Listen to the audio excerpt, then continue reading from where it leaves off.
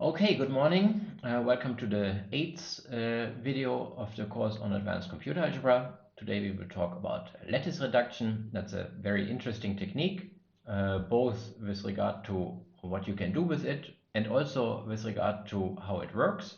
Let's just start right away to talk about lattice reduction. The object of lattice reduction is a lattice. And a lattice is defined like this. You're given a number of vectors in a real space of n dimensions, and you're considering the set of all the vectors that you can form by taking integer linear combinations of these vectors. So this is a set L, a discrete set, infinite but discrete set, and this set is called a lattice. It's called the lattice generated by B, and we call B the basis of this lattice, or a basis of this lattice. Now it may be more careful to call it a generating set, but let us assume throughout this video that B is algebraically linearly independent over the reals. That's not really a necessary assumption, but it simplifies some of the arguments, so let's make this assumption. Here's an example for a lattice. We have two vectors here, and they are in the plane in 2 dimensions, and the two vectors are somewhere here and there.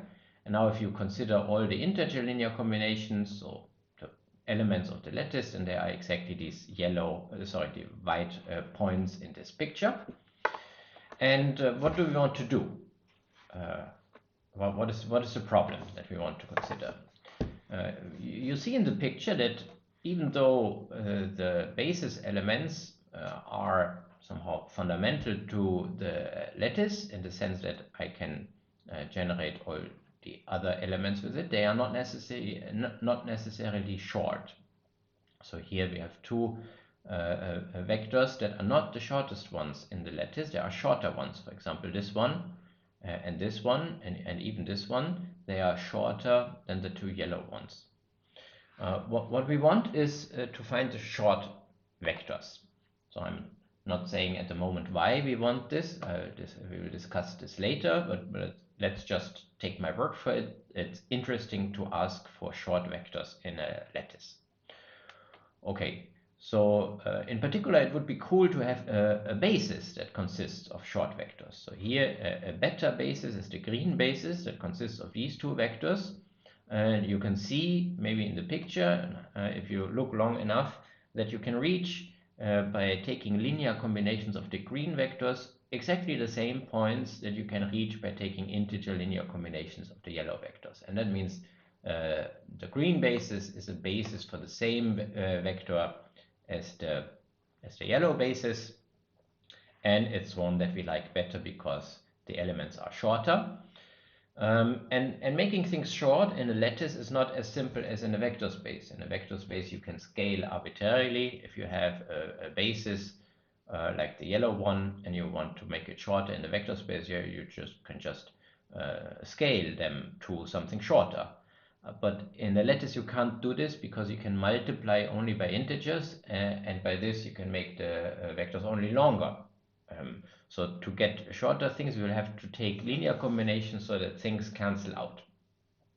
And this is why the problem is not entirely trivial. Okay, so here's what we want. We want the shortest vector in the lattice. Now the shortest vector is obviously the 0 vector, but we want the shortest element except for the 0 vector, so the shortest non-zero element.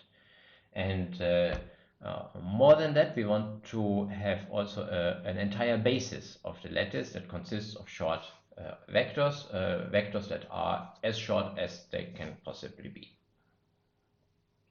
Now these are extremely hard problems. We cannot solve them efficiently. You can of course solve them because it's a discrete problem.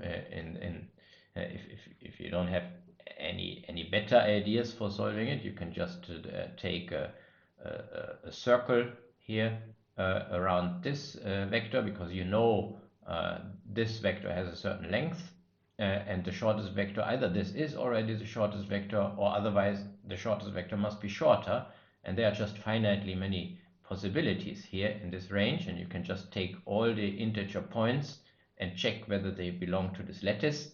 But that's not a good way for doing this, because there are so many points, especially if you go to higher dimensions and to vectors that have longer coordinates, that you will search for an extremely long time. So this is not a good option. We have to find a better way, and nobody really knows a better way for these questions. Or maybe we know slightly better ways, but we don't really know efficient algorithms for solving this problem. And so we escape from the high cost of these problems by changing the question. We are relaxing a little bit and ask for a little bit less, combined with the hope that this little bit less can be achieved at a much more efficient cost, much lower cost.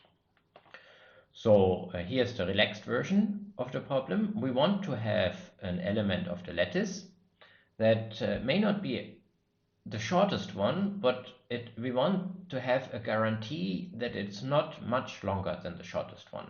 And the guarantee should be expressed like this, that there should be a magic constant c, so that the vector x that we can compute is guaranteed to be at most c times as long as the shortest vector for a certain constant of c. Now this you can always achieve, because if you take any vector in L, then it is at most a certain c times longer than the shortest element. But we want the c to be independent of the lattice. And then that's then not so clear how to do this. So the c should be really constant. It should not vary with L. It may vary with the dimension of the space in which this all takes place. That's something we can accept, but we don't want the c to depend on the basis vectors of L. So in our applications, we will be faced with situations where the b vectors, the yellow vectors, have coordinates that are extremely long numbers, and we don't want the c to depend on the length of these numbers. So the c can depend on the n, which is the number of coordinates that these vectors have, but the c should not otherwise depend on L. Okay, so here's a hint of how this could work. You know that if you have two bases, then they are related by a basis change matrix. And the basis change matrix is an invertible matrix. Now here we are working over the integers, so an invertible matrix is one where the determinant is +1 or -1, because +1 and -1 are the only integers that are invertible with respect to multiplication. And the determinant of the basis itself is the area of this shaded region here. And the determinant here of this target basis is this shaded region. And if the two bases are related by a matrix whose determinant is 1 or -1, then this means that this area is as big as this area. Maybe up to sign, but the sign doesn't matter. It's somehow the orientation of the area, which doesn't play a role in this business here. So if these two areas are supposed to be the same, then intuitively, if you want to get shorter edges, shorter vectors, then you can achieve this, or you're somehow forced to achieve this by making this angle between these vectors bigger. So here we have a very small angle, and that forces this area to be very narrow in this direction, but very stretched in this direction. And here it's somehow more compact, and that's compact means the vectors are shorter, and this compactness is paid for by having here a larger angle. So the idea for getting short vectors in a lattice is to turn the vector to turn the basis into a basis that is almost orthogonal. You may recall from linear algebra how to turn a basis into an orthogonal basis. If you don't remember this, and here's a quick reminder. This is the Gram-Schmidt orthogonalization process. It takes as input a basis of some subspace of R to the n, and this is not about lattices, so this is really about linear subspaces. And the output is a basis of exactly the same subspace, but with the additional problem that any two vectors in this new basis are orthogonal to each other. Okay, and here's how this works. There's just a simple loop and a formula that computes the kth blue vector from the kth yellow vector if you already know the blue vectors from the previous iterations. Okay, now there's a picture that shows what is going on in this formula. There's a loop invariant that says that if at a certain k, at the kth iteration, you assume that everything that you have done so far is already correct. So you assume that the first k-1 b's generate the same subspace as the first k-1 b bars. And now the next b is somehow pointing somewhere out of this area. If you assume that they are linearly independent, and it somehow points out of this subspace. And what you do in this formula is you're projecting this orthogonally down to get the projection of bk on the subspace, and then you subtract this projection from the b, and this gives you the next bk, and you see in the picture this is in the orthogonal complement of this subspace. You can also say you're projecting the bk to the orthogonal complement of the subspace that's generated by all the previous b's. Okay, so here's a summary of some facts of Gram-Schmidt orthogonalization. I've mentioned some of them already. So for every k, the first k blue vectors generate the same subspace as the first k yellow vectors. That's for all k. I think this should be an m. Yeah, there are m vectors and taking place in n. Sorry for this. This should be an m. Then by construction, the bk bar is orthogonal, but it's the orthogonal projection of the bk on the orthogonal complement of the vector space that's generated by all the previous b's or the previous b bars, which is the same. Since it's a projection, it cannot be longer. Projection can make a vector only shorter, and this will be important because we will talk about shortness of vectors. So the blue vectors are never longer than the corresponding yellow vectors. And the blue vectors are orthogonal to each other. That's the point of doing this. And yellow vectors and the blue vectors are related.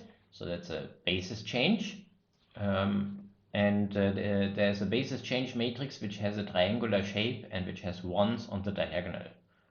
Why is this? Now this you see from this formula. If you bring this sum on the other side, then you see that the bk is a linear combination of the blue b's, but not of all the blue b's. There's only a 1 as a coefficient of the kth blue b, and here this is a linear combination of all the previous blue b's, because the other ones I don't know at this point of the algorithm. So this is reflected here. This is the b, yeah. So this is the coefficient of the on the diagonals. They are 1, and here these are these fractions of the scalar products, and here these are the ones that are not yet known and also not yet needed if I'm computing the kth b. So the kth b is a linear combination of the first k blue b's with the last one having coefficient 1, and these coefficients, I don't know what they are. Moreover, because of this relation here and the fact that this matrix M has determinant 1, because it's a triangular matrix with 1s on the diagonal, you know that the determinant of the blue bees is equal to the determinant of the yellow bees, provided that you can form the determinant. That means if M, the number of vectors, is equal to N, the length of these vectors. And another point that is worth pointing out is that the Gram-Schmidt, the output of the Gram-Schmidt procedure depends on the order of the input. So if you permute these bees and enter them into the procedure in a different order, you will get a completely different output. Okay, so this is also something that we will exploit later. Okay. So now let's get back to lattices, and let's suppose we have some linearly independent vectors and consider this lattice that is generated by them, and consider also the corresponding vectors that are computed by the Gram-Schmidt procedure. So they are in general not elements of the lattice, but they know something about the lattice, and they say that the shortest vector is at least, the shortest vector in the lattice is at least as long as the shortest vector of the blue bees. This is interesting. So the statement of the theorem here is that this is longer than for any x, but then it's in particular longer for the shortest x. So think of the green x as the shortest vector. So this is interesting because the bees are not elements of the lattice, but they still know something about the length of the lattice elements here. And it's also interesting because the blue vectors we can compute, and we cannot compute the green vector. Still we can compute some information about that. And let me show you why this is true.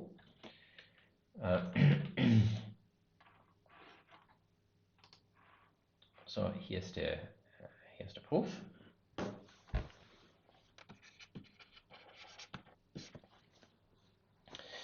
Okay, so let's take an arbitrary element. X is a certain linear combination of the bees, I from 1 to m, and let's say it's not 0, and the c's are integers. Now, if this is not 0, then one of the c's is not 0.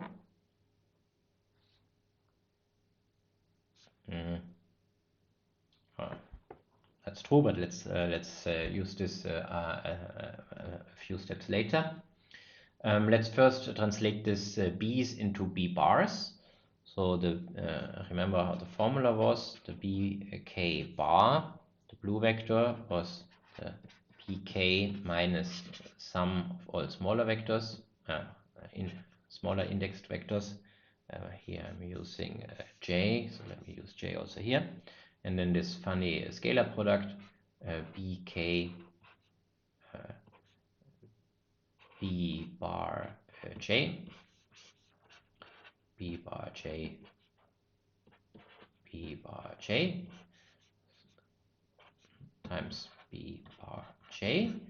So if I plug this, so if I'm moving this around, I move this to the other side, I can say, okay, let me do it like this. I can say this bk is equal to bk bar plus this. Okay, so then this I can put into here. And let's now consider only the c's that are non-zero. So let k be maximal such that ck is not 0. Then the x is really just the sum up to k, from 1 to k, c k, and then b k. Now I'm plugging this in.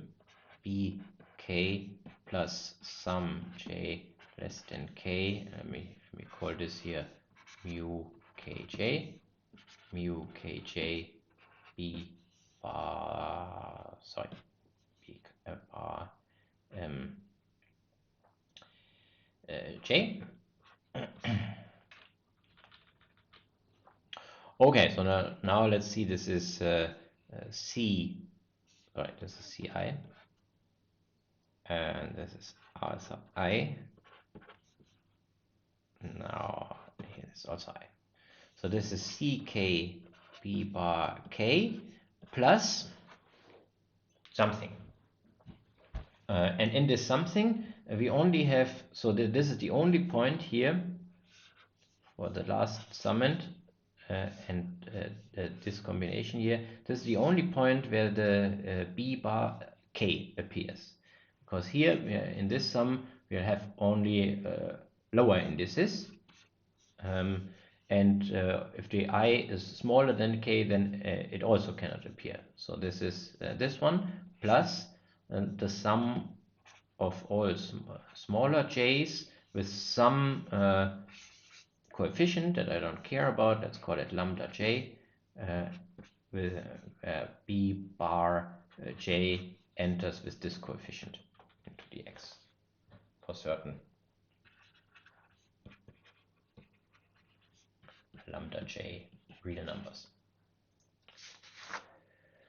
And now if you look at the size of the x, so you can look at maybe the squared size, which is the scalar product of x with x, then that's the scalar product of ck bk bar plus this sum with itself,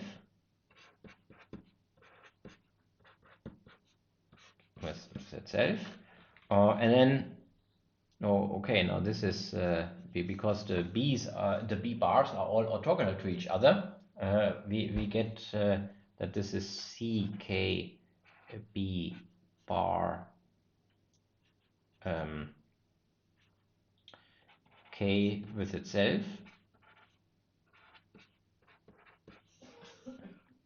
so plus sum of I less than j lambda j b bar j with itself. So okay,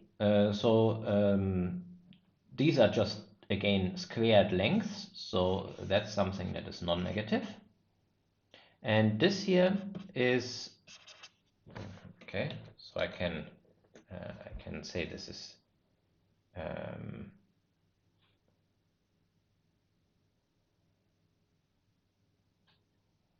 yeah, I can say this is at least as big as this one, if this is non-negative, and then here I can take out the ck square and get the length of b bar k squared. And now I know that even though I don't know anything about the lambdas may be real, but the c's are integers. So this is now the joke of the proof, if you like. The c's are integers and it's not 0. So if an integer is not 0, then and there's a squared integer, so it's positive, so that means it's at least 1. There are no integers between 0 and 1. So this means this is so this is in n without 0, so and therefore at least 1, and therefore this one is at least bk squared. Okay, and then I'm done, because the bk square is certainly at least as long as the smallest of the lengths of the b's. So I don't know here which of the k is the one that is the last for which the c is 0, if I'm given an arbitrary x, but I don't need to know this because the minimum here catches this. Okay, and then and then we are through the proof. Okay, so let's then go back to the slides and continue.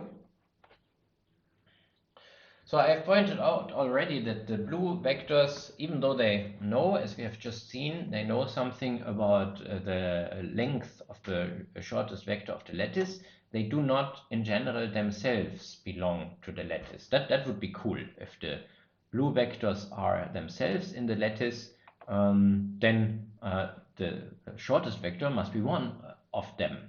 But that's not the case, and the reason is that these connection coefficients in the basis change matrix that turns the vector space basis B into the vector space basis B bar, these are rational numbers. So you remember these mu's, they were defined as the quotients of this scalar products, and as quotients, well, they may have denominators.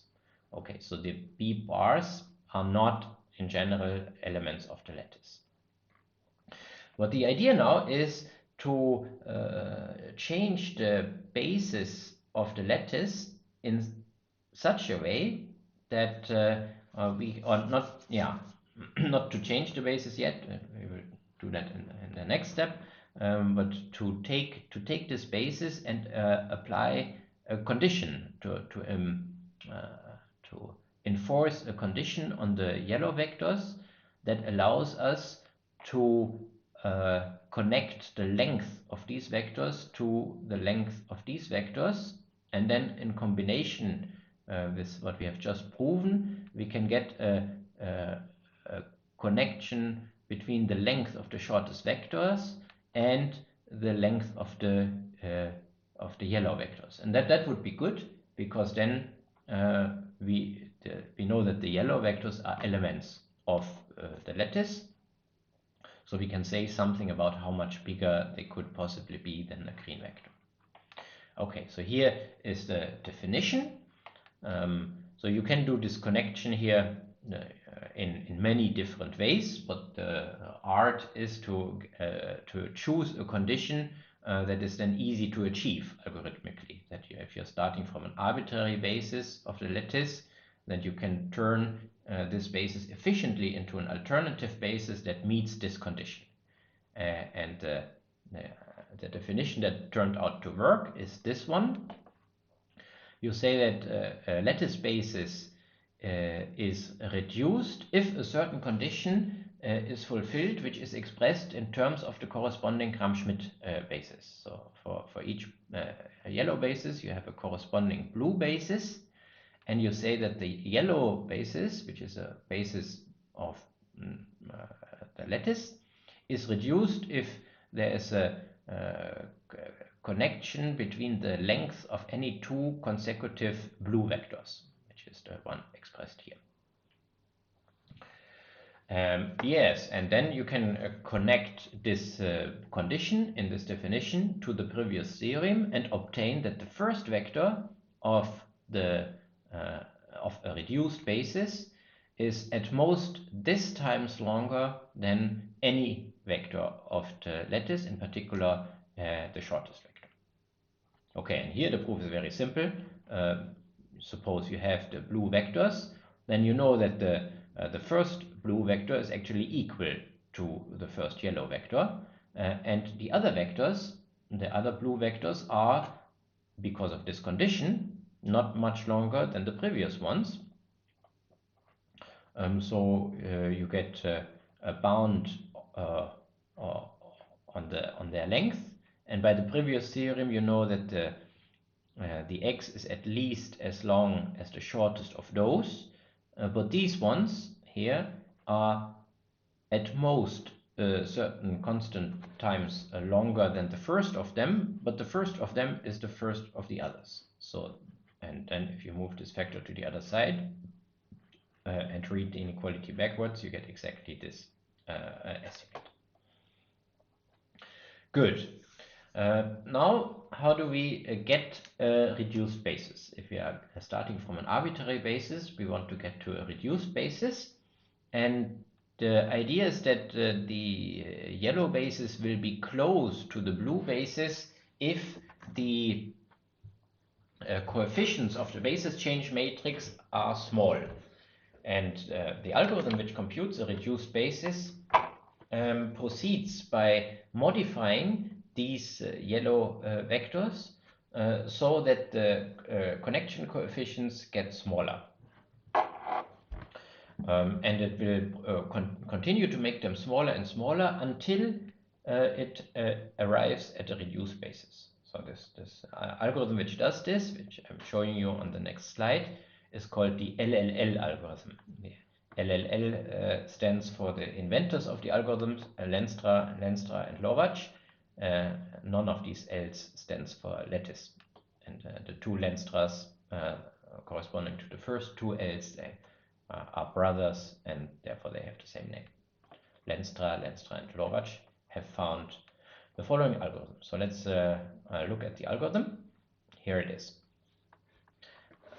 I have not completely motivated or completely described the algorithm, so this is not just a summary of what we discussed already, but it's there's really something that requires further explanation, and then afterwards also justification.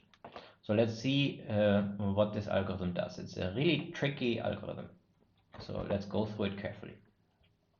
Input is the yellow vectors and output is a reduced basis that generates the same lattice as the input vectors. Okay, so we first compute the blue vectors and the connection coefficients and put them into this matrix capital N. Remember, this was this triangular matrix that had ones on the diagonal, and actually the mu's, we would define them to 1 when j is equal to k on the diagonal, so that the mu's are just exactly the entries of this M. Maybe that's not an M, but a capital mu. No, let me call it M. And then you have a loop. The loop will be so that the condition for being reduced will be satisfied up to the kth vector. So we will be done if it's satisfied for all the vectors. Okay, so you initialize with k equals 2 and you loop until you are done. So as long as k is less than m, you modify something. So you take the mu's and round them to the nearest integer. So this is this is what is expressed here. The mu is a certain rational number, and here I write you're adding a half and then rounding it down to the nearest integer. So that means in other words, you take the mu and you are rounding it either up or down depending on where the nearest integer is. Okay, and otherwise what you are doing here is the same as applying the m to the b's. So you're trying somehow to compute the blue vectors, but not if you would use here the mu's themselves, you would get the blue vectors. But we don't take the blue vectors. Sorry, we want to stay in the lattice. So we take here the rounded arrows, but you see that by doing this we'll replace the bk by a vector that is going a bit more into the direction of the corresponding blue vector. Okay, so this is what we do, and then okay, now we have changed the b's. So actually we have changed the kth b by subtracting some multiples of the previous b's from it, but now this affects of course also the blue vectors, and it affects the mu's. So let's recompute them here, and now I'll check if this change has given me some advantage. So if this condition of the definition of being reduced is satisfied for the kth vector, is not satisfied, then I will flip the order of bk and the previous vector. Now of course that also messes everything up again, so I will redefine recompute the blue vectors, and I will recompute the connection coefficients, and then I will replace k by k minus 1 because I've destroyed something that I've already prepared in the previous iterations because I've changed the bk minus 1. It's now the bk. If I flip them, and I've destroyed something that previously was already okay. So I will reduce the k by k minus 1 to k minus 1. And if the thing is okay and this condition is satisfied, then I increase the k and proceed with the next. Now you see this is an extremely dangerous loop because it sometimes decreases the k and sometimes increases the k. And if you read it like this, you don't even see, it's not obvious that it terminates at all. It's not obvious that this terminates because it could be that you get into an endless loop by always decreasing the k and then increasing and then decreasing and then increase and keep doing this forever. So we'll have to work something to prove that this loop terminates, and we will in fact see that it terminates very quickly, and so this will be the main result. It is easy to see, however, that the result is correct. So if you return these b's, then you can be sure that they are reduced and that they generate the same lattice. That's because we are increasing the b only if the opposite of this inequality is true, and the opposite of this inequality is what we want. So if we have done this up to k equals m, then this means all these inequalities are satisfied for all the k, and that's exactly the definition of being reduced. So this is certainly a reduced basis. And it's also a basis that generates the same lattice as this one, because everything we are doing here when we are changing the yellow vector is we are taking an integer linear combination. We are replacing a vector by an integer linear combination of the yellow vectors, and that's not changing the lattice. Okay? So why does this work?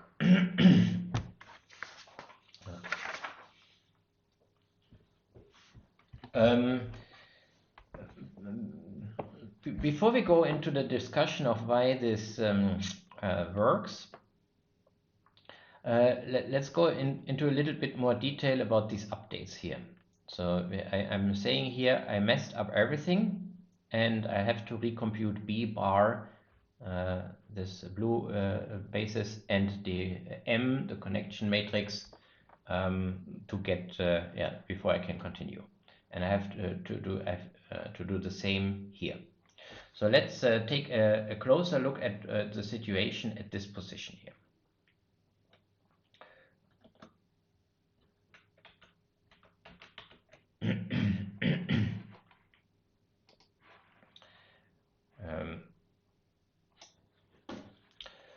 So here's the situation of the m. The m has here 1, 1, 1, 1, 1, and here it has 0. And now if I'm in the kth iteration, then here I'm in the kth row, and I'm going down in the loop. So the loop starts at the diagonal. Here it starts j from k minus 1 down to 1. This means that I'm from here and working with the j downwards to 0, and maybe I'm here and this is my j, and here this is what is left to do. And now, so this is when I am in the middle of the loop, so I'm going in this direction. So then the mu k j is updated to what? I'm taking something of the mu and move it into the linear combination of the b. This means that for the new b, I'll have to take less of the mu because some of it is already in the yellow vector. This means that the new b is the new mu is what it used to be minus the part of the coefficient that I have moved into the b, that I was able to move into the b because this was an integer. Okay, now, but how much is the difference between the true mu and this rounded integer? Well, it's it's between a half and minus a half and a half. So this is in the interval between minus a half and a half. And this will be useful later. So it means that the mu kj is at most a half. Okay. Now, if I'm doing this change, then I know what is the new mu here. But I will have to recompute all the mu's that are here. This is affected by this. These are affected by the redefinition. So we have the mu k I nu is equal to the b nu k scalar product b bar I over b bar I b bar I for I from 1 to j minus 1. And I claim that, so this is the matrix M. And I claim that this is all that you have to do. So in the algorithm, to keep it simple, I've just said recompute M. But what I'm trying to say here is that the M doesn't change so much. It changes only in this area.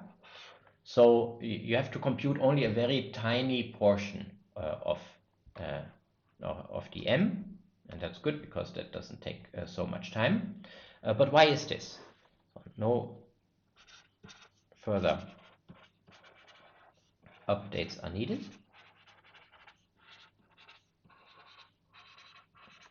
And the reason for this is that the corresponding blue vector doesn't change. Let me show you why. Because the b bar new k is equal to the b bar old k. So this means in particular that when I say redefine b bar, you can actually drop this. The b bar doesn't change. It stays the same. Only a small part of the m changes. So that don't spend more computation time here than necessary. The b bar doesn't change. Okay, but okay, but let's see why. So what is the b old bar k? That's obtained by the bk minus the formula from Schmidt. bk b bar j over b bar j b bar j times b bar j.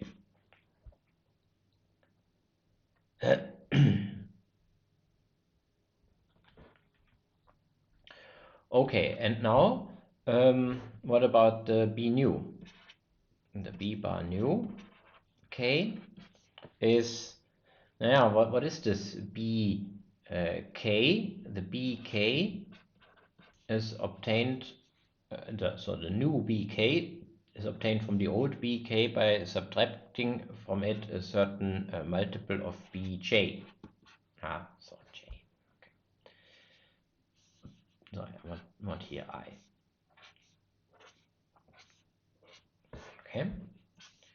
Okay, but then I have to enter this also here and get I less than k, and then here bk minus cpj with b bar I divided by b bar I times b bar I. Okay, so let's split this apart. There's first the part bk from here minus sum I less than k, bk b bar I by b bar I b bar I times b bar I minus c times bj minus sum I less than k bj b bar I b bar I b bar I times b bar I. So okay, now let's see what this is. This here, the first part, that's exactly the b bar old k.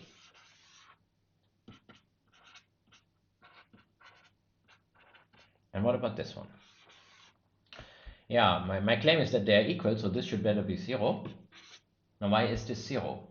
It's 0 because this vector b, because the j is less than k. So this vector here is an element of the vector space that is generated by these ones. So if I'm doing the orthogonal projection of this vector to this subspace, then it's just equal to this vector, and that's why this is 0, because j is less than k, and therefore the bj is an element of the vector space that is generated by the b1 up to bk minus 1, with or without bar. Now this concerns now the kth element, but then it's also true for all the other elements. So as a consequence, we have b bar j new is equal to b bar j old for all j.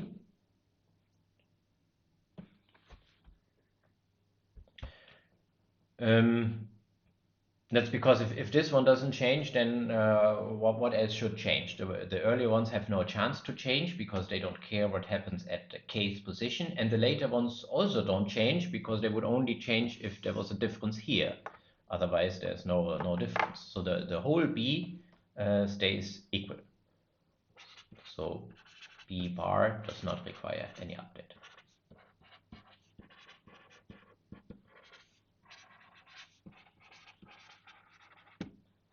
Cool. And in addition, we have a small lemma. So by induction, we have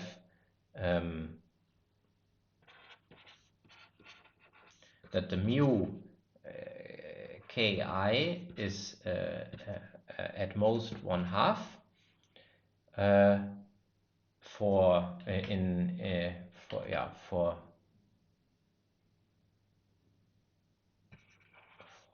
I from j plus 1 up to k, and in the end of the loop, so you are working from here towards there, at the end of the loop you will have it for the whole row, and since we never destroy anything, we never touch anything here in this range, you have it in the end for the whole matrix.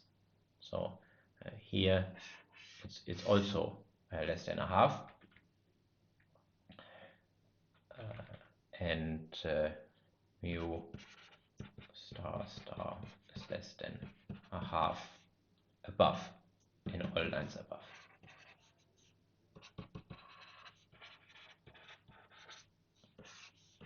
So this is something that we will use later. If you have been in my linear algebra class, you may remember that we discussed about lattice reduction already there, and I showed you not how it works, but only how to use it, and there I included this fact in the definition of being reduced. Now you see we don't need to do this, we just get it from the algorithm that just just produces it, and that's also okay. Okay, so this is one thing that we had to discuss. So now we understand what happens here. So the B bar doesn't change anything, and here in one iteration of the J loop, only a part of a line of M has to be recomputed, and everything else stays the same. Now we have to rediscuss what is happening here. This is more interesting. This is called a swap. And let's look at the situation of M in this step. So the situation in line, what was it? In line 9. So the M is still a triangular matrix, of course. It has zeros here. And I'll have to see two rows that correspond to the k minus first and the kth vector. So they are the k minus first and the kth row. And what happens if I swap? So we swapping bk and bk minus 1.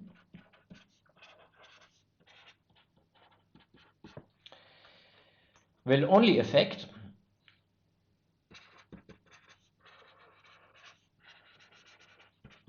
the b bar k and the b bar and the b bar k minus 1, but none of the vectors before or after this.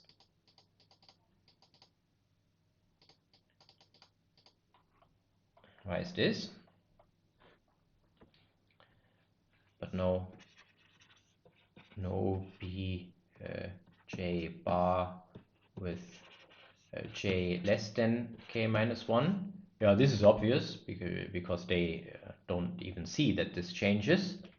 By the way they are defined, you see in the formula of Gram-Schmidt, they are computed by only the b's with smaller index. So if I'm changing something later, then they don't notice this. So this is obvious.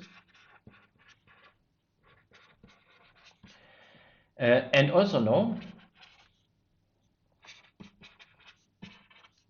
bj with b bar j with k greater than 1, greater than k. And why is this? And that maybe requires a little bit more argument, but it's also easy to see because here's the reason: because these bj depend only on the vector space.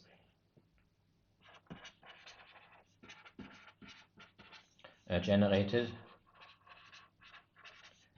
by b r1 to b bar j minus 1, which is the vector space generated by b1 up to bj minus 1. And if I'm changing here 2, then the vector space of course doesn't change. Okay, so this is this. Okay, so now how do we proceed? We will we have now understood a bit more what happens here. So the conclusion is here something changes, but only 2 of the vectors change, and the corresponding 2 rows of M change, and otherwise everything stays the same.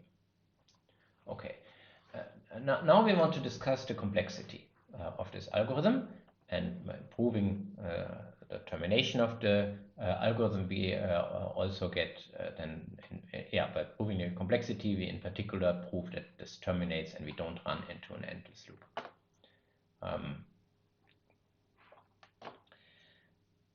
So here's an illustration of the argument that will be used in the proof of the termination. So what is shown here is the length of the yellow vectors, they are in the background, and the length of the blue vectors in the foreground. And here the typical situation, or maybe or situation I'm considering here is that all the vectors b have the same length, and what is shown here is not really the length, it's more the logarithm of the length. So if you show the length itself, you don't really see much, but let's think that this is the logarithm of the length. And then you see that the blue vectors typically, so this is a typical situation, they typically get smaller and smaller, and in the end they are very small, whereas the yellow vectors, maybe they are equal in size. And what happens during the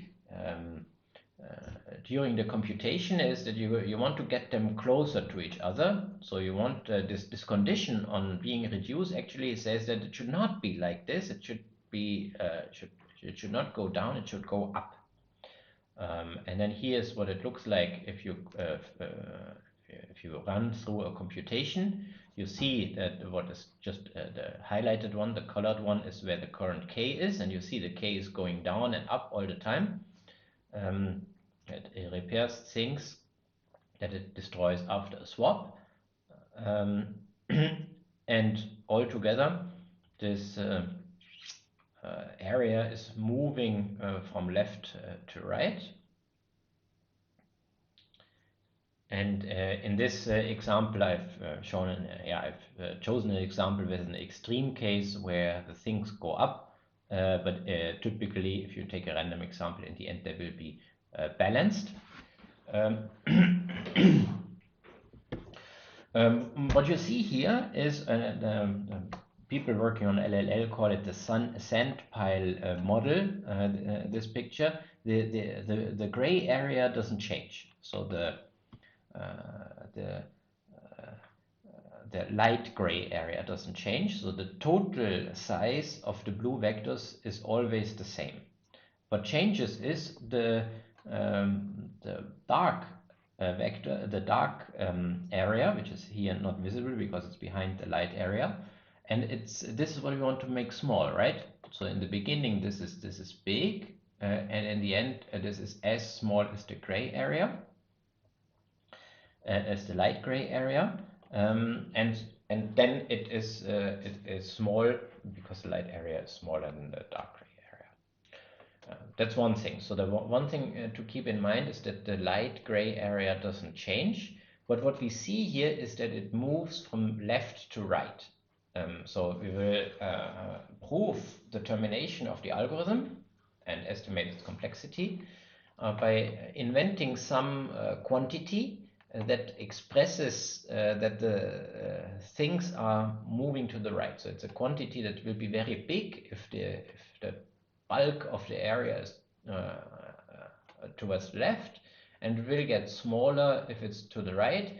And then the argument will come from the fact that this quantity is an integer and it cannot become smaller infinitely often. All right, so this is the plan, but now let's look into the details.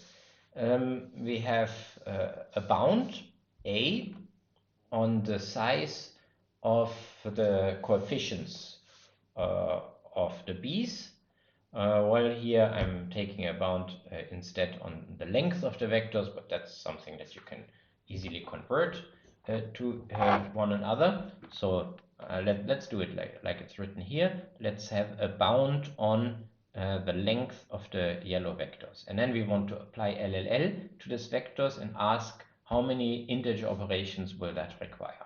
And the claim is it requires n to the 4 times log a operations in the integers, and this means it's polynomial time in the input size, because the log a, so if the a think of this, so of course this is now the Euclidean norm, but you know that the Euclidean norm is in a distance of the maximum norm, and the maximum norm tells me what is the biggest coordinate. So this is roughly the bound on the coordinates of these, but then this is then the number of digits of the longest coordinate, that is the log a. And the n to the 4 is polynomial anyway, this is obviously polynomial. Okay, so this is what remains to be shown, so let's show it.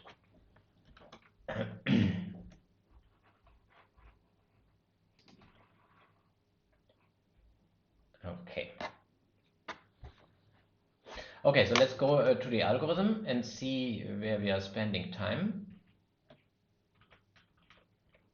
Here, so there's some time that is needed here for the execution of Gram-Schmidt, and there's some time here. Well, that's part of the computation when we execute. Yeah, when we go through Gram-Schmidt, then we also get these mu's because we have to compute them anyway. Their computation takes a cubic time. So that's harmless because we are going to prove something that is n to the 4. So this one is covered by it. And then how much time do we spend here?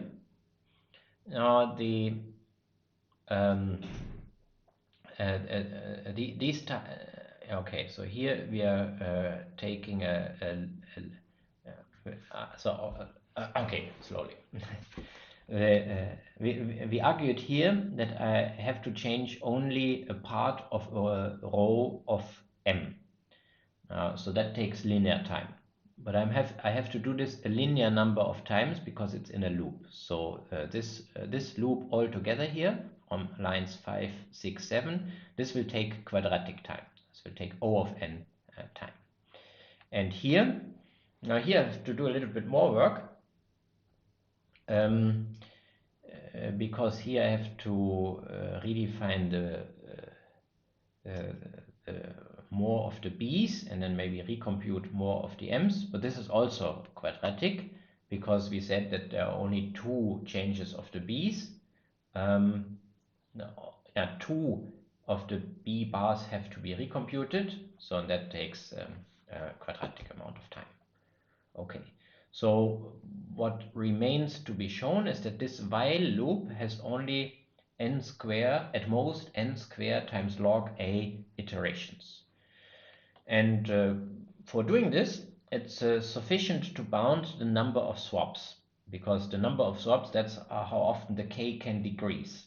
It cannot increase more often than it can decrease, because the increase is bounded by m, while the decreasing is also bounded by 0. So the number of increases and decreases is somehow tightly connected, and it's sufficient to show that the number of decreases is bounded, because then the number of increases can be at most m more than this.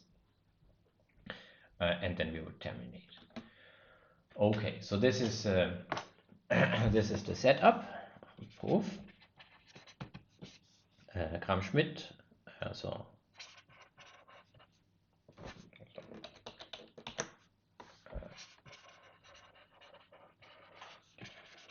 of b bar and m cos O of n squared or of n cubed. This is okay, and then updates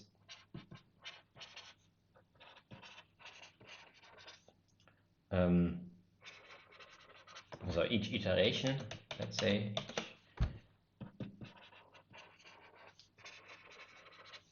O of n squared. So to show is that there are at most O of n squared log a operations, iterations of the while loop. Okay, how do we show this? So we consider a quantity that is invariant during the algorithm, and from which we can build this quantity that I illustrated in the animation, where we go where the volume of the triangle is moved from left to right. So this quantity will be based on this dk that I introduce here, and it's defined as the determinant of bk times bk transpose, where what is the bk, where the bk should be the matrix that contains the first b vectors. So this is an integer matrix. It has k rows and n columns. So this is altogether a matrix that has k rows and k columns.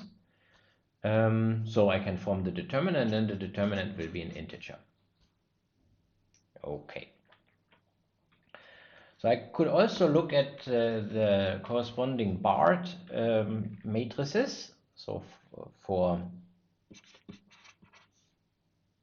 the bk bar, which is defined in terms of the blue vectors,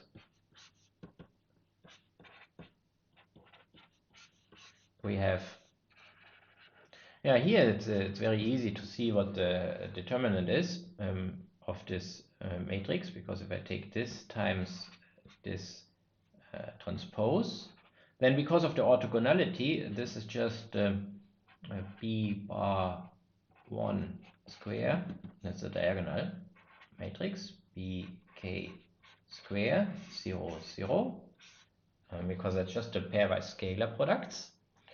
And this matrix is related to this matrix by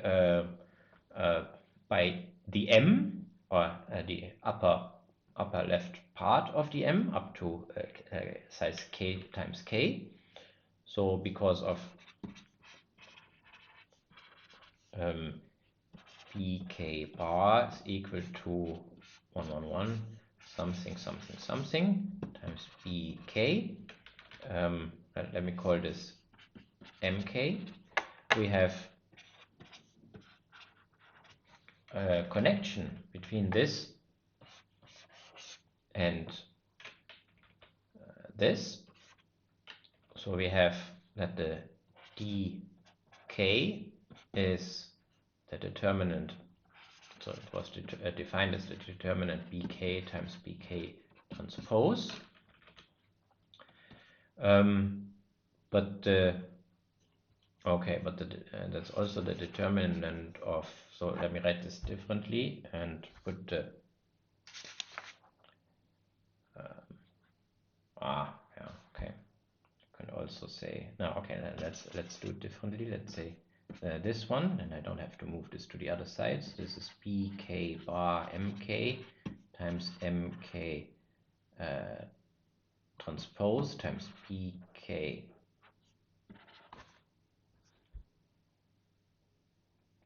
bk transpose. Okay, now these ones are triangular matrices with ones on the diagonals, so this is the determinant of bk times bk transpose, which is the dk that I defined there. And on the other hand, this is equal to the product for I from 1 to k of the squared lengths of the blue vectors. Okay, squared. So here we don't see that this is these are integers. Actually, they are not integers, they are irrational because they are the blue vectors and they don't live in the lattice. But here we see that they are integers. So this here is an integer, and it is of course positive also.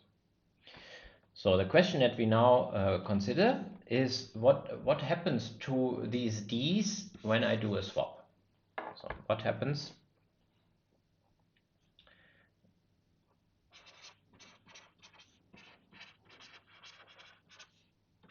to di when I swap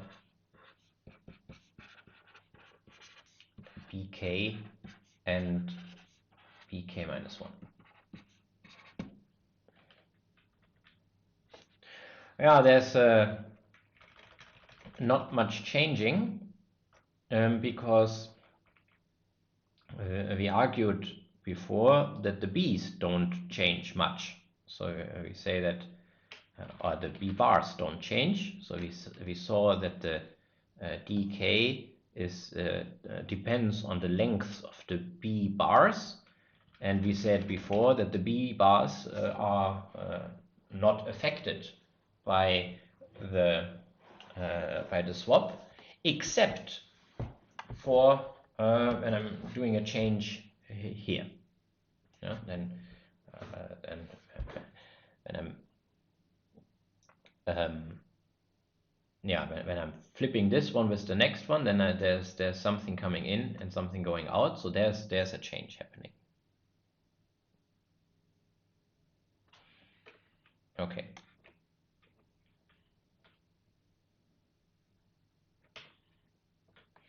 Okay, so the first observation is that the di after the swap is equal to the di before the swap for every I different from k minus 1. And the argument is that because for these i's bi new and bi old are related by a permutation matrix.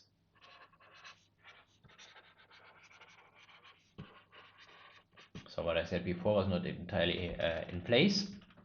I said that these ones do not change. That's not exactly true, and that's why I was a bit hesitating when I said it, because that's in the other step.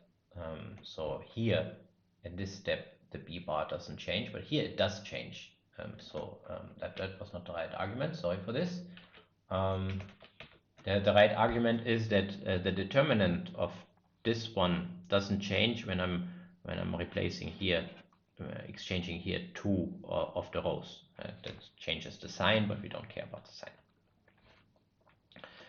Okay, so this is a more convincing argument, and that's true for all the i's except for k minus 1, because there for k minus 1 you're exchanging this one with the next, so you're replacing the last vector by a completely different vector. Yeah, and of course then this can have an effect. We will discuss this then next. So but if it's not this situation, then either you are exchanging something here and then this doesn't have an effect, or you're exchanging something which is even outside of the range, like here, and that of course also doesn't have an effect on this matrix. So that's if the I is smaller than this, or if it's larger than this, then there's either no change at all, or it's just a permutation which has no effect on the determinant. So the interesting case is now what happens with the d nu for the index k minus 1. Now, okay, this is the product by this formula here. By this formula here. This is the product I from 1 to k minus 1. B bar nu I squared. Okay, now the b's are mostly the old b's. The new b bars are the old b bars up to the one that is affected by the swap. So let me separate them and say this is I from 1 to k minus 2 b bar I old square times well, the last one that we have to consider what happens with it. Nu r k minus 1 squared, because no change here.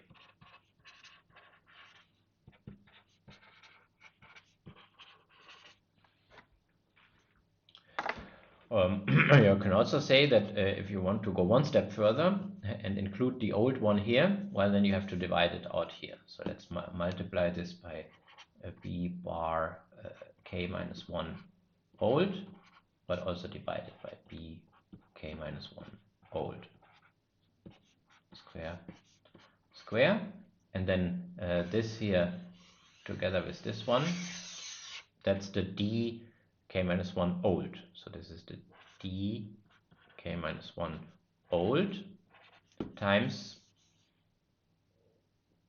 this one, d new bar k minus 1 squared divided by b k minus 1 bar old squared.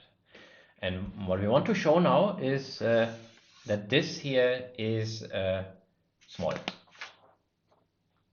or that this is yeah, we want to bound how big this can be, and then we will see that here from here to there this one is smaller than this because we will have show that this is less than 1.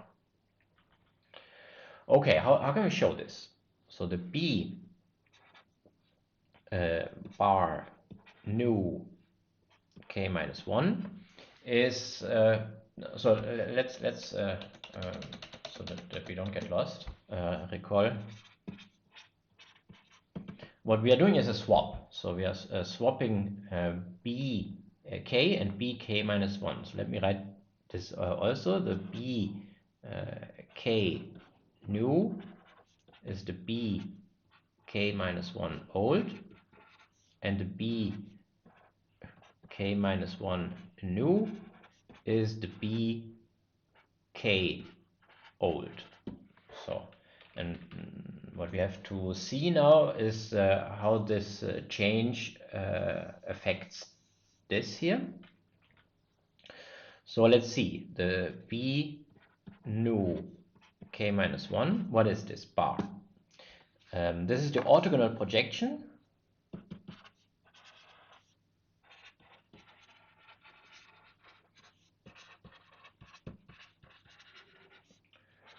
of this b new k minus 1 on the uk minus 2, on the orthogonal complement of uk minus 1. So remember, this was the space that is generated by all the vectors up to the k minus second. Either the yellow ones or the blue ones, doesn't make a difference.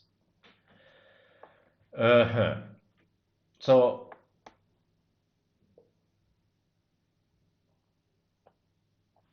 what can I say about this vector?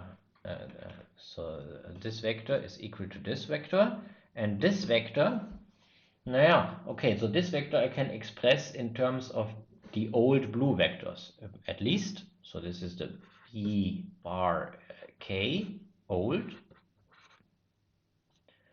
plus, and then Gram-Schmidt, j less than k mu k j old b bar old j.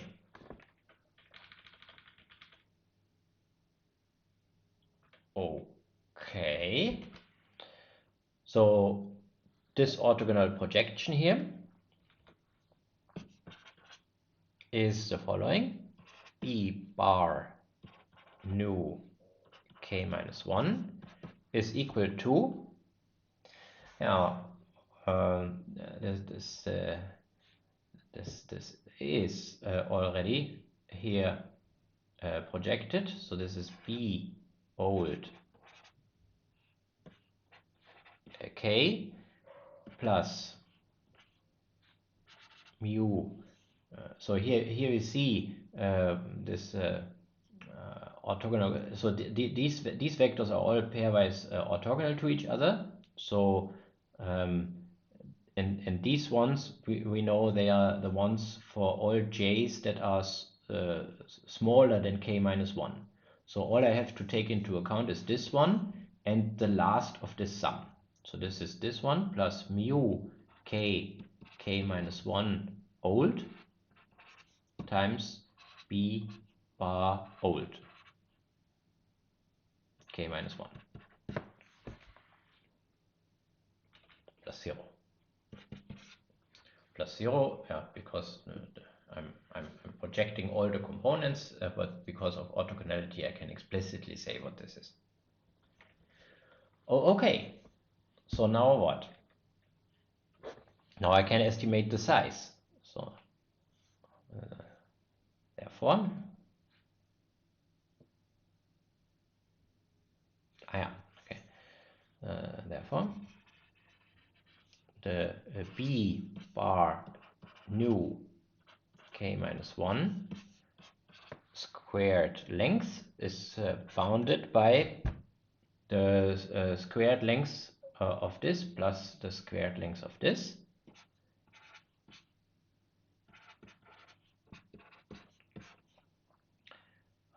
Plus, so here maybe mu k minus 1 old squared b old k minus 1 bar squared. So, and now how to continue from here. Now, one thing is we know something about the mu's. We know that the mu's, when I'm at this point, then the mu's are less than a half. And so their squares are less than a quarter. That is good. And here I need something else. So here, how can I estimate this? I want to bring them together. So where do I want to go? I want to estimate this one in terms of this one. But here I have k and not k minus 1. So if I'm able to estimate this one as a multiple of this one, then this would nicely cancel out and would get a certain number here. That's what I want. What disturbs me is this k. But how is this one related to this one? Now let's look back in the algorithm. What is the reason why I did the swap? The reason for the swap was that the condition of the being reduced was violated. So I can use this and know that this one, or that this one is less than half of this one. Well, that's exactly what I need here to combine the two. And say this is less than or equal to, actually less than half times the other one.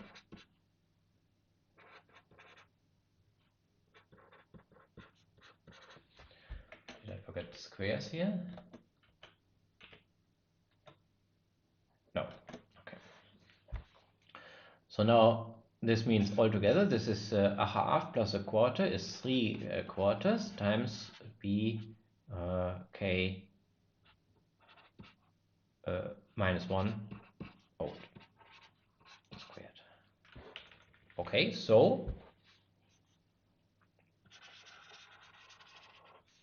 therefore the d new k minus 1 is less than 3 quarters less than 3 quarters times d old of k minus 1. Okay, this is good. This is useful. Now now we are almost done. So this was, if you wish, this was now a technical lemma that I've included here into the proof. That makes the proof a bit lengthy. But now let's if you got lost in the technical details, now is a good time to re-enter into the proof. Just take this here for granted. And now remember what the plan for the proof was. The global architecture for the proof was I wanted to provide a quantity that during the execution of the algorithm gets smaller and smaller. Now this quantity will be built out of these d's, and I can take advantage of the fact that I have shown that with every swap, these d's, one of these d's gets smaller. So let's take now consider the quantity d, that is the product of all these d's. k from 1 to m d k. So what is this? So let's recall what the definition of the dk was, or the formula that we proved about it. It was k from 1 to m, j from 1 to k, and then b bar j squared. I can take this product to inside, and then I see that this is a product of k from 1 to m, b bar k, and then 2 m minus k plus 1. Okay, so this is and we see that this is an integer because these ones are integers, so this would also be an integer even if we don't see it from here. Now I wrote it like this. Probably I should have chosen j here, otherwise it comes. So this j here comes off. We had this when we talked last time about square-free decomposition. We also had such a. So this is a resummation taking place in the exponents. So it's it was this picture, summing like this or summing like this. This is where this comes from. Okay. So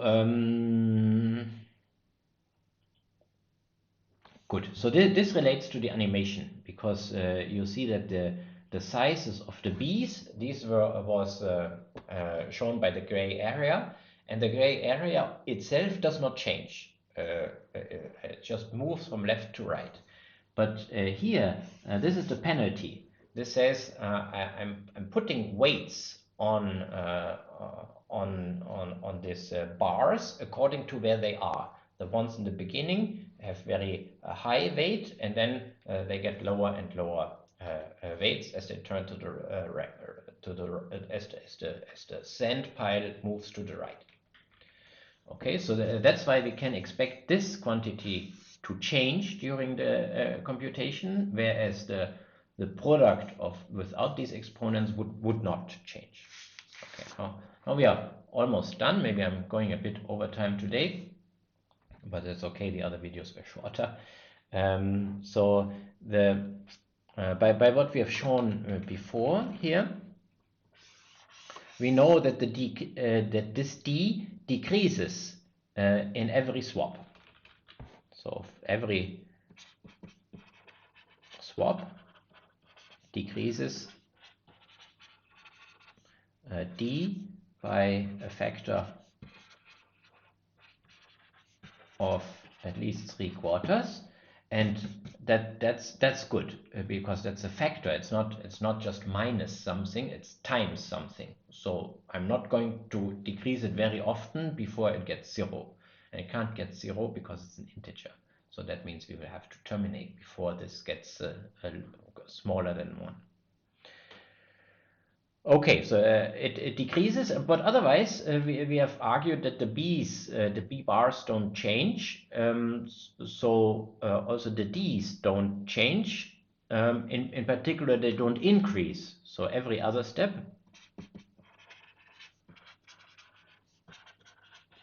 leaves a D untouched.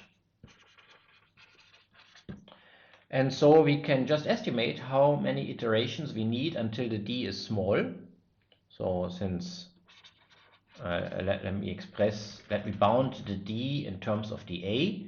Remember, the A was a bound on the size of the input, and that's what the algorithm is expressed in, so the theorem is expressed in. So the D, we've just said this is this product. Let me write it again. So this is B bar 1 to the 2m times B m to the 2. Exponents decreasing in steps of 2, and yeah, so I can bound this is what I had in the beginning in the list of features of Gram-Schmidt orthogonalization. The projection is never longer than the things that you project, So I can estimate this in terms of the b's, the yellow ones without bar, 2m up to b m square. And for those ones, I know how they are bounded, because that's what the A is. The A is a bound on the length of these b's. So this is bounded by A, this bound, times to the power of 2m plus 2m minus 1 plus 2. And this is m times m minus 1. Okay, so this is in the beginning. And now we can easily say, how often can I multiply this by 3/4 before it gets smaller than 1? So the number of swaps,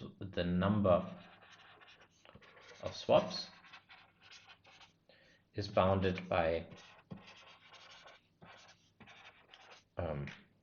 log to the base of 3/4. No, yeah, log 4/3 a to the m this.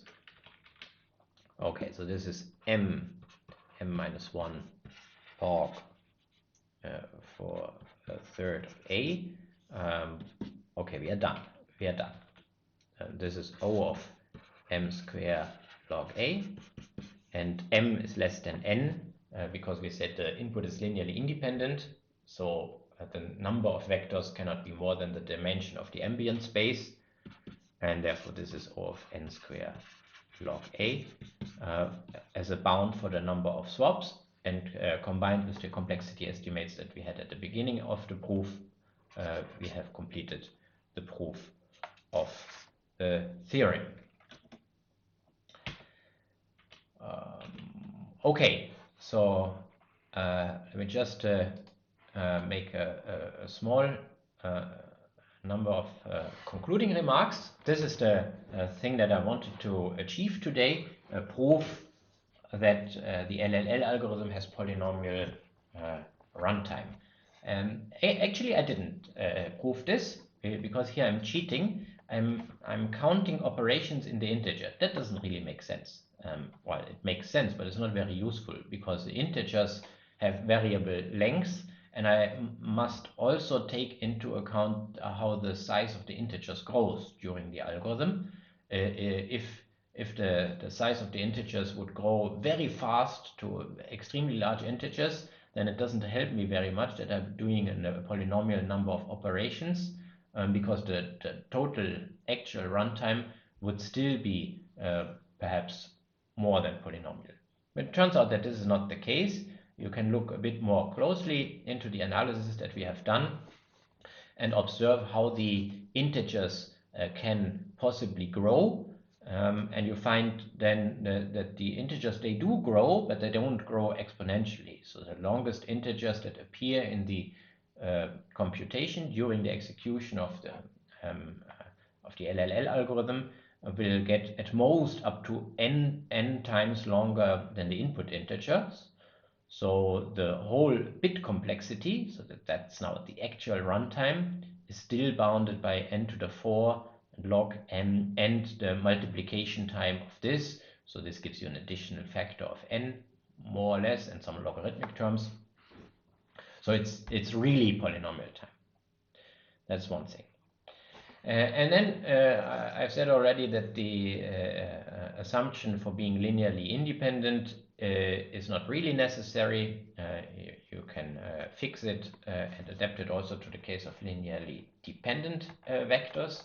And you can also work with coefficients or with lattices, sublattices of R that don't have that are generated by vectors which don't have integer coefficients. So if you have integer coefficients, or if you don't have integer coefficients, you can still consider the set of all linear combinations with integer coefficients, and that would be still a lattice, and for such lattices you can also apply the algorithm. And then again, with this algorithm, we cannot find the shortest vector At least we are not guaranteed to find the shortest vector, but we find a vector that is as most this times longer than the shortest vector. If you do it in practice, then you can arrange things so that it does find the shortest vector. If you have some freedom of how to design your lattice, then you can use this freedom to ensure that you really find the vectors that you are looking for. And that's what we will see later. Another point of warning is that I have here used a certain definition for a basis to be reduced. But if you look at different textbooks, then you might find slightly different definitions. So be careful if you move one lemma, no, if you use a lemma from a different textbook, because it might have a slightly different definition. So the definition we use is the one that you also find in the book of von Sogarten and Gerhardt. All right, so maybe that's it for today. Next time we'll talk a little bit about applications of LLL, and then we will start enter into the discussion of polynomial factorization. Thanks for watching, and sorry for being over time.